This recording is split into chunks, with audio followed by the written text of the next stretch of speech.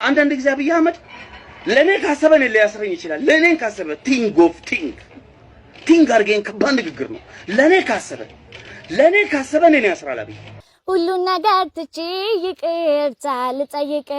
በርካቶች ያለቀሱ እባካችሁ አዶናይን ፍቱት። አዶናይ ችግር የለም አይዞህ፣ ይሄ ሁሉ ለበጎ ነው ያላ ችግር የለም።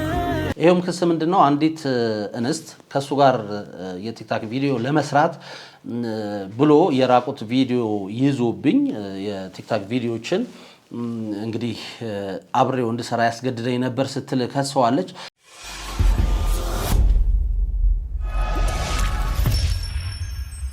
ሰላም ጤና ይስጥልን የተከበራችሁና የተወደዳችሁ ቤተሰቦቻችን ኢትዮ ኢንፎ እየተከታተላችሁ አብራችሁ እንድትሆኑ ጋበዝን። ይህንን ከ801 ሺህ በላይ ሰብስክራይበር ያለውን ቻናላችንን ሰብስክራይብ በማድረግ የደውል ምልክቷን በመጫን በየዕለቱ የምንለቃቸው መረጃዎች በፍጥነት እንዲደርሳችሁ አድርጉ። እንግዲህ ከሰሞኑ በሀገራችን ያሉ ቲክታከሮች ለእስር እየተዳረጉ ነው።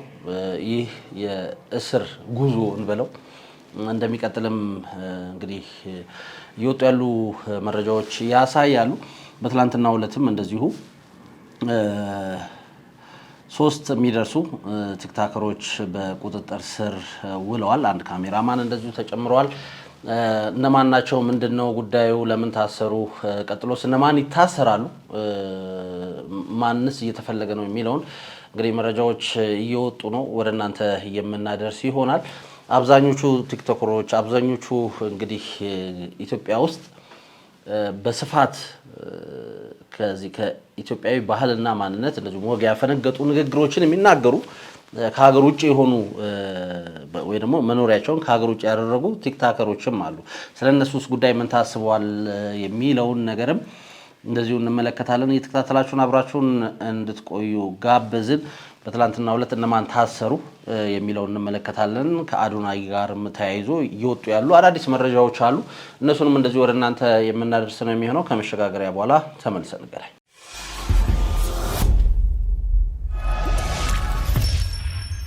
አድማጭ ተመልካቾቻችን የተከታተላችሁን አብራችሁን ስላላችሁ እናመሰግናለን። መግቢያ ላይ እንዳልኳችሁ ነው። ይህንን ቻናል ግን ሰብስክራይብ ሳታደርጉ ከሆነ እየተመለከታችሁ ያላችሁ ተባካችሁ ሰብስክራይብ አድርጉ። ከእናንተ ጋር እንግዲህ ቁጥራችንን ወደ 801 ሺህ አድርሰናል። ለዚህ ምስጋና ይገባችኋል ማለት እንወዳለን። ነገር ግን ቅድም እንዳልኳችሁ ነው፣ በድጋሚ ሰብስክራይብ ሳታደርጉ ከሆነ እየተመለከታችሁ ያላችሁ ሰብስክራይብ አድርጉ።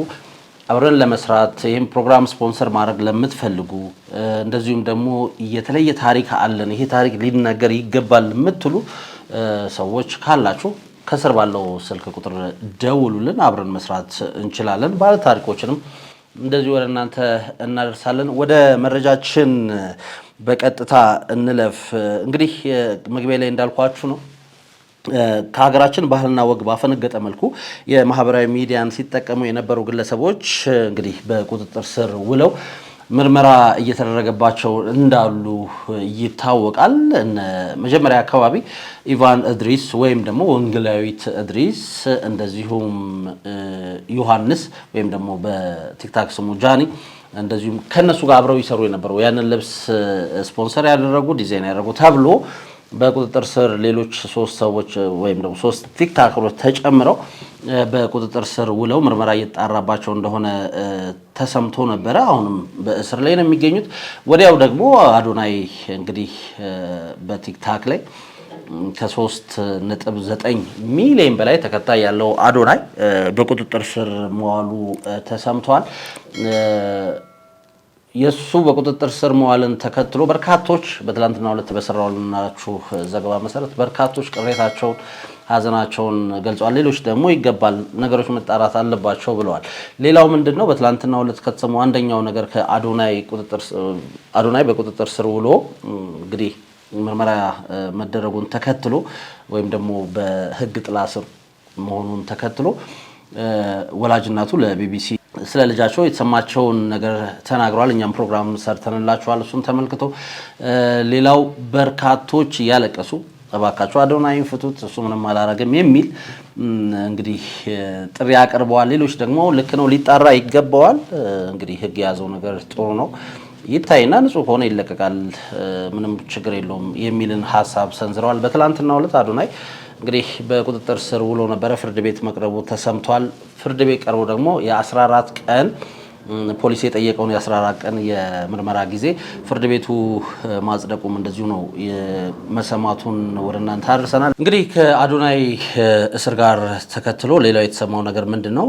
አዶናይን እስር የካናዳ ኤምባሲ እንዲከታተል በአዶናይ አባት በኩል ካናዳ ኤምባሲ ወረቀት መግባቱ ነው ወይ ደግሞ ማመልከቻ መግባቱ ተሰምቷል። እንደሚታወቀው አዶናይ ካናዳዊ ዜግነት እንዳለው ሁላችንም የምናውቀው መረጃ ነው፣ ራሱ ስለሰራው ማለት ነው። ፓስፖርቱ ካናዳዊ ነው። ምናልባትም ጥምር ዜጋ የመሆን እድሉ ጠባብ ነው። ምክንያቱም የኢትዮጵያዊ የሚለውን ፓስፖርቱን ጥሎ ነው የካናዳ ፓስፖርት የሚፈቀድለት። ለዛም እንግዲህ በአባቱ በኩል የሱን ጉዳይ ካናዳ ኤምባሲ እንዲከታተለው ማመልከቻ ማስገባቱ እንደዚሁ በትላንትናው ዕለት ተሰምቷል። ሌላው እንግዲህ ከዚህ ጋር ተያይዞ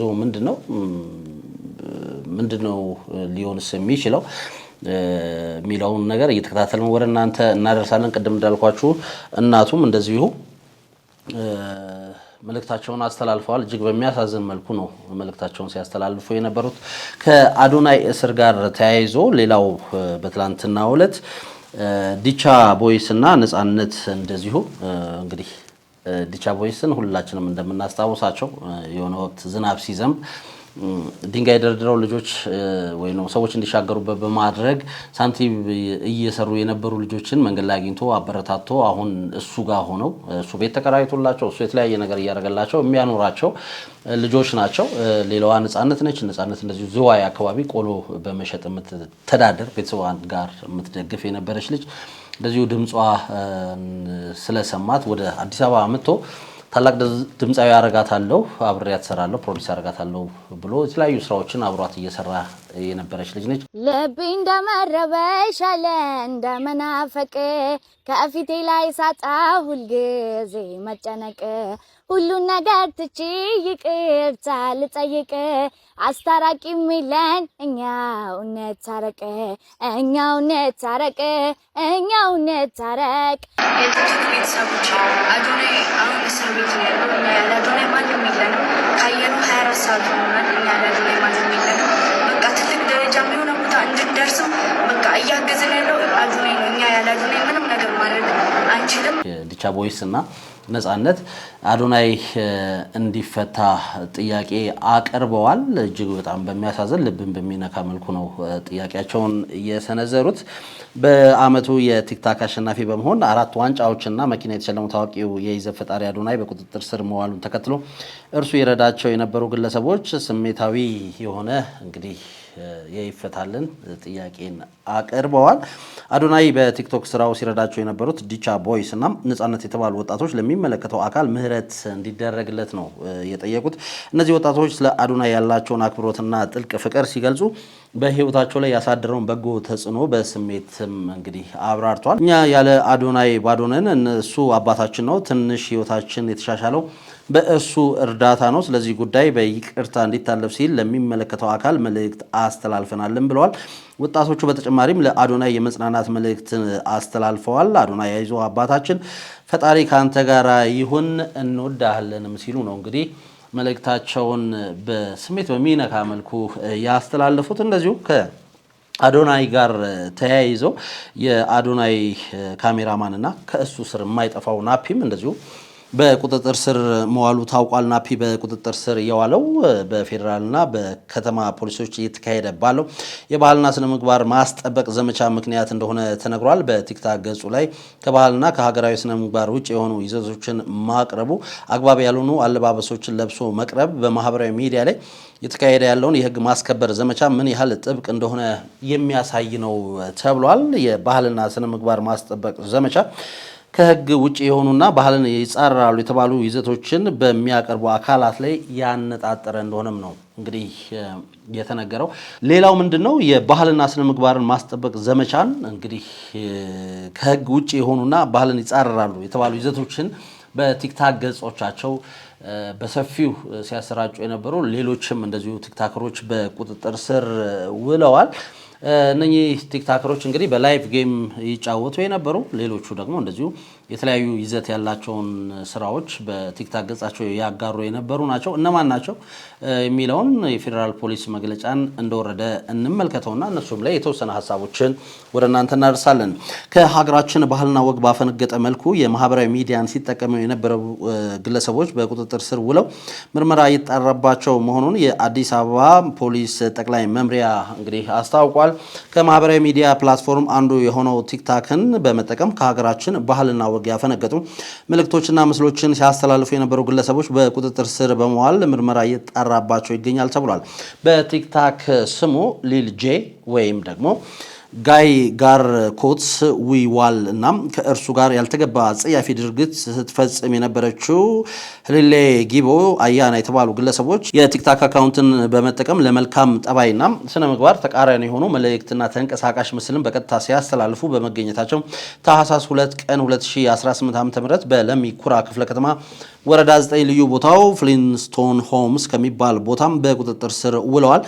በተመሳሳይ ዜና በቲክቶክ ስሙ ፕሬዚዳንት ማሜ ወይም ደግሞ ባህሩዲን ሙሰማ ከሀገራችን ባህልና ወግ ያፈነገጡ መልእክቶችን ሲያስተላልፍ በቦሌ ክፍለ ከተማ ወረዳ 1 ልዩ ቦታው ቦሌ ሚካኤል ጃፋር መስጂድ አካባቢ እንደዚሁ በቁጥጥር ስር መዋሉ ተሰምቷል። ማህበራዊ ሚዲያን ለበጎ ተግባር ለትውልድ ለማነጽ መጠቀም ሲገባ ትውልድን ወደ አላስፈላጊ ድርጊት እንዲገባ የሚያስተምሩና የሚገፋፉ መሰል እኩይ ተግባራትን በሚፈጽሙ ግለሰቦችና ቡድኖች ላይ የሚወስደውን ህጋዊ እርምጃ ተጠናክሮ እንደሚቀጥል የአዲስ አበባ ፖሊስ ጠቅላይ መምሪያ እንግዲህ አስታውቋል። እዚህ ጋር ልብ ልንል የሚገባው ቲክታክ ላይ ገንዘብ ለማግኘት እጅግ በጣም አስጸያፊ የሆኑ እጅግ በጣም ለማየት ለመስማት የሚከብዱ ተግባራትን በቲክታክ ፕላትፎርም ላይ እየተመለከትን ነው። ከሊል ጄ ወይም ደግሞ ጋይገር ኮት ጋር እንደዚሁ የተያዘ አንድ ነገር ልንገራችሁ። ይህ ልጅ ብዙዎቻችን እናስታውሷለን ወይ ብዙዎቻችን እናውቀዋለን። በቅርቡ ደግሞ እንደዚሁ በቲክታክ ላይ አንድ ክስ ቀርቦበት ነበረ። ለሱ ምላሽ እየሰጠነ ባለበት ሁኔታ ውስጥ ነው እንግዲህ አሁን በቁጥጥር ስር የዋለው። ይሄም ክስ ምንድነው? አንዲት እንስት ከሱ ጋር የቲክታክ ቪዲዮ ለመስራት ብሎ የራቁት ቪዲዮ ይዞብኝ የቲክታክ ቪዲዮችን እንግዲህ አብሬው እንድሰራ ያስገድደኝ ነበር ስትል ከሰዋለች። እሱም በፍጹም ሲል እዛው ቲክቶክ ላይ ምላሽ ሰጥቷል። የተለመደ ነገር ነው ይሄ። በአንዳንድ ሰዎች አሉ ነገሮችን ለማጣራት እዛው ቲክቶክ ላይ ህግ ሳይሆን ቲክታክ ላይ እዛው መፍትሄ ለመስጠት እዛው ነገሮችን ለማጣራት የሚሞክሩ። ይሄም ነገር እንግዲህ አግባብነት ያለው አይመስለኝም። እንደዚህ አይነት ወንጀል የሰሩ ሰዎች ካሉ ወይም ተጠርጣሪዎች ካሉ ከሳሽ ቲክቶክ ላይ ሳይሆን መክሰስ ያለባት ቀጥታ ለመንግስት ወይም ደግሞ ለህግ አካላት ሄዳ ይህንን ክስ ማቅረብ፣ መንግስትም በሚገባው ልክ ወይም ደግሞ የህግ አካላትም ይህን ጉዳይ በሚገባው ልክ አጣርተው ለህግ መቅረብ ያለበትን ወይም ደግሞ ወንጀሉ ተሰርቷል አልተሰራም የሚለው ማጣራት ይችላሉ እንጂ አሁን እየተለመደ የመጣው ነገር የሆነ ሰው ይሄን አርጎኛል ይላል። እዛው ፍርድ ቤቱ ፖሊሱ ምርመራው ቲክቶክ ላይ ይሆናልና እንደዚህ አይነት ነገሮችም እንግዲህ መንግስት ትኩረት ሊሰጣቸው ይገባል ማለት እንወዳለን። ምክንያቱም አንድ ሰው ወንጀል ተሰርቶብኛል ካለ መፍትሄ የሚያገኘው ቲክታክ ላይ አይደለም። መፍትሄ የሚያገኘው በህግ ነው። ስለዚህ ቲክታክ ላይ ነገሩን ለማራገብ ነገሩን ገንዘብ ለማግኛ ከማድረግ ውጪ ወንጀል የተሰራበት ሰው ወንጀሉን የሰራበትን ሰው መክሰስ ያለበት ለህግ አካላት ፖሊስ ጣቢያ ሄዶ ነው መክሰስ ያለበት። ስለዚህ እንደዚህ አይነት ነገሮች አሉ። መንግስት ይሄንንም ነገር እንግዲህ ትኩረት ሊሰጠው ይገባል ማለት እንወዳለን። ፕላትፎርሙ ህግ ማስፈጸሚያ አይደለም። ፕላትፎርሙ አንድን ሰው ወንጀለኛ የሚያደርግም ምናምን አይደለም። በቃ የሆነ ሰው ተነስቶ እከሌ በዚህ ጉዳይ ላይ ወንጀል ሰርቷል ምናምን እንዲባልበት አይደለም የተሰራው። ያንን የሚያደርገው ፍርድ ቤት ነው። እንግዲህ ያው ሁላችንም የምናውቀው ነው። እንግዲህ ፊደል ለቆጠረ በሙሉ የሚያውቀው ነገር ነው። አንድ ሰው ወንጀል ከሰራ ሊጠየቅ የሚገባው መጀመሪያ በህግ ነው። ስለዚህ ወደ ነገሩን ወደ ህግ አካላት መውሰድ እዛው ነገሩ እንዲታይ ማድረግ ነው። ከዛ በዘለለ ግን ቅድም እንዳልኳቸው አሉ የተለያዩ ቪዲዮዎች አሉ። ይሄን አድርጎኛል፣ ቆይ አንቺ ተይ፣ አንተ እስቲ ምንድነው ሐሳብ እየተባባሉ እዛው ቲክቶክ ላይ እንግዲህ ወንጀል ሰርቷል የተባለውም ሰው እዛው መልስ ይሰጣል። ወንጀል ሰርቶብኛል የምትለውም እዛው ቆማ እንግዲህ የፍርድ ስርዓትን መስጫ ማዕከል ሆኗልና ይሄ ነገር በመንግስት ሊታይ ይገባዋል ማለት እንወዳለን። ቅድም እንዳልኳችሁ ግን ሊልጄ እዚሁ እንደዚህ አይነት ፕሮግራሞችን እየሰራም አሁንም እንግዲህ ይሄን ያልኳችሁን ክስ እያስተባበለ እሱ እየተከሰሰ እዛው ላይ ከአንዲት ታዳጊ ጋር በነገራችን ላይ እቺ ታዳጊ አብራው በቁጥጥር ስር ውላለች። ሊሌ ጊቦ አያና የተባለች ሴት ነች። እሷን እንግዲህ ሲሳሳሙ ይሄ ማህበራዊ ሚዲያ ላይ ይሁን መገናኛ ብዙሃን ላይ ሊታይ የማይገባው አይነት ድርጊት ሲፈጽሙም ይታያሉና መንግስት ይህንን እርምጃ እንግዲህ መውሰዱ በፕላትፎርሙ ላይ እየተደረጉ ያሉ ህገወጥና ስነ ምግባር የጎደላቸው ድርጊቶችን ለማስታገስ ይረዳል። ምክንያቱም ቲክቶክን በርካታ ህጻናት በርካታ ታዳጊዎች ይመለከቱታልና መንግስት ይህንን ጉዳይ ትኩረት ሰጥቶ ማየቱ ወይም ደግሞ በፕላትፎርሙ ላይ ያሉ ከስነ ምግባር ከኢትዮጵያዊ እሴት ከባህል ያፈነገጡ ድርጊቶችን ለመግታት ያስችላል የሚል የግል እምነት አለኝ። እንግዲህ መንግስት የራሱን የሆነ ምርመራ ያካሂዳል፣ የራሱ የሆነ ሂደት አለው። ነገር ግን እንዳልኩት ነው ፕላትፎርሙ ገንዘብ ለማግኘት ሲባል ብዙ ነገር እየተደረገበት ነው። አንዳንድ ጊዜ አብይ አህመድ ለኔ ካሰበ እኔን ሊያስረኝ ይችላል። ለኔ ካሰበ ቲንግ አድርገኝ ከባድ ንግግር ነው። ለኔ ካሰበ እኔን ያስራል። አብይ የሚወደኝ ከሆነ ያ ወቅት ለኔ ጥሩ ካልሆነ ለኔ ጥሩ መስሎ ካልታየው እኔን ሊያስር ይችላል። ቲንግ አድርግ ይገባል። የሚገባው ሰው ይገባዋል ይሄ ንግግር።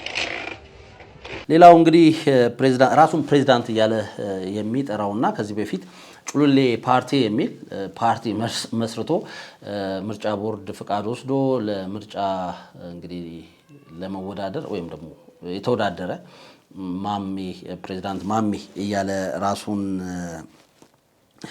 የሚጠራው ባህሩዲን ሙሰማ የተባለውም እንደዚሁ በቁጥጥር ስር ውሏል። ጩሉሌ ምልክትን ምረጡን እዩ አናሳፍራችሁ። ወጣት የምርጫ ምልክቴ ጩሉሌ ነው። ፕሬዝዳንት ማሚ የሚታወቀው ላይቭ ጌም በመጫወት ነው። እውነት ለመናገር አብረውት የሚጫወቱት ውጭ ያሉ ሌሎች እንስቶች አሉ፣ መቀመጫቸውን በውጭ ሀገር ያደረጉ ከነሱ ጋር የሚነጋገረው የሚመላለሰው እነሱም የሚሉት ምናምን ነገር እጅግ በጣም ለመስማትም ለማየትም የሚቀፍ ነው። ነገር ግን ብዙዎች ደግሞ ይህን ላይቭ ቁጭ ብለው ይመለከቱታል። በዚሁም የተለያዩ ጊፍቶችን ይቀበላሉ። አልባሌ ድርጊቶችን ወይም ደግሞ አልባሌ ቅጣቶችን ራሱ ሲቀጣጡ እንመለከታለንና ይህንንም ነገር ለማስቆም እንግዲህ መንግስት የጀመረው ይህ ስራ ማለትም የባህልና ስነ ምግባርን የማስጠበቅ ዘመቻ እንግዲህ ተጠናክሮ ይቀጥላል ነው እየተባለው። ሌሎችም በርካቶች አሉ። እንግዲህ ይህ ዘመቻ አሁንም ተጠናክሮ ቀጥሎ ሌሎችም እንደዚሁ በቁጥጥር ስር ውለው ምርመራ እንደሚጣራባቸው ነው እንግዲህ የወጡ ያሉ መረጃዎች የሚጠቁሙ። ስለዚህ በዚህ ፕላትፎርም ላይ ያለው ይሄ ከስነ ምግባር ውጪ ኢትዮጵያዊ ማንነት፣ ኢትዮጵያዊ ስነ ምግባር፣ የኢትዮጵያዊ እንግዲህ ይሄ ባህላችንን የሚያቆሽሹ ወይም ደግሞ ስማችንን የሚያጎድፉ ነገሮችን ከፕላትፎርሙ ላይ ነፃ ለማድረግ ፕላትፎርሙን እንግዲህ ጥሩ ለማድረግ ጥሩ ነገር መስሪያ ለማድረግ የተሻለ አማራጭ የሚሆነው ይሄ ነው ብዬ አስባለሁ። እንግዲህ መንግስት የራሱን እርምጃ ይወስዳል። የህግ አካላት ነገሮችን እያጣሩ ነው ያሉት። በዚህም በቅርቡ የተለያዩ ውሳኔዎችን እንሰማለን የሚል ተስፋ አለኝ። ነገር ግን አሁንም ፖሊስ በቁጥጥር ስር ማዋላቸው በርካታ ቲክታከሮች አሉ ከኢትዮጵያዊ ባህል ስነ ምግባር ያፈነገጠ አለባበስን ድርጊትን የፈጸሙትን በሙሉ ሰብስቤ ምርመራ አጣራባቸዋለሁ ብሏል። ስለዚህ ይሄም የሚጠበቅ ነው። ዛሬም ነገም እንግዲህ እየሰማን እንሄዳለን። እነማን ታሰሩ የሚለውን ግን እየተከታተልን ወደ እናንተ የምናደርስ ነው የሚሆነው። እናንተስ እዚህ ጉዳይ ላይ ምን ሀሳብ አላችሁ የሚለውን ሀሳባችሁን አጋሩን። እየተከታተላችሁን አብራችሁን ስለነበራችሁ እጅግ ከልብ አድርገን እናመሰግናለን። ይህንን እንግዲህ ዩቲዩብ ቻናል ሰብስክራይብ በማድረግ የደውል ምልክቷን በመጫን አብሮነታችሁን አሳዩን። እየተከታተላችሁን አብራችሁን ስለምትቆዩ ግን እጅግ ከልብ አድርገን እናመሰግናለን። እንግዲህ የፕሮግራሞቻችን አጋር መሆን የምትፈልጉ ስፖንሰር ማድረግ የምትፈልጉ በሙሉ ከስር ባለው ስልክ ቁጥራችን ደውሉልን። የኔ ታሪክ የኔ ሐሳብ ለህዝብ መቅረብ አለበት የምትሉት ታሪክ አለ፣ ባለ ታሪክ አለ፣ እንደዚሁ በዚህ ስልክ ቁጥር እንግዲህ ከስር ባለው ስልክ ቁጥር ደውሉልን፣ መልሰን የምናገኛችሁ ይሆናል። የተከታተላችሁን አብራችሁን ስለነበራችሁ ግን እጅግ ከልብ አድርገን እናመሰግናለን። አበቃ።